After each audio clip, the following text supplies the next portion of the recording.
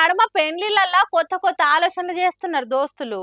ఉల్లిగడ్డల rate పెరిగితే వాటిని gift ఇచ్చుడు, పెట్రోల్ రేట్లు పెరిగితే దాన్ని బహుమానంగా ఇస్తారు.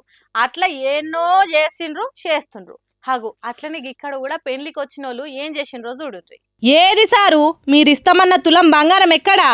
ఆడిబిడ్డ పెండ్లికి ముందే ఇస్తామన్న తులం బంగారం హామీ ఏది అని రేవంత్ రెడ్డి సర్కార్ను అడుగుతున్నారు.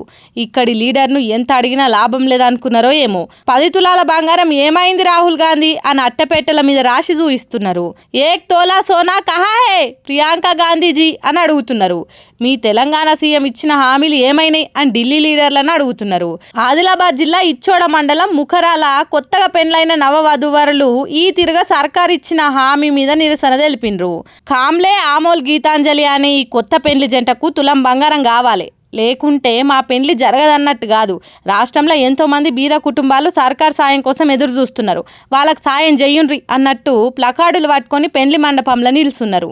మరి ఇట్లా చేస్తేనన్నా సర్కార్కు సురుకు దాకి తులం బంగారం ఇచ్చే ఉపాయం ఏమైనా చేస్తారో చూడాలిగా.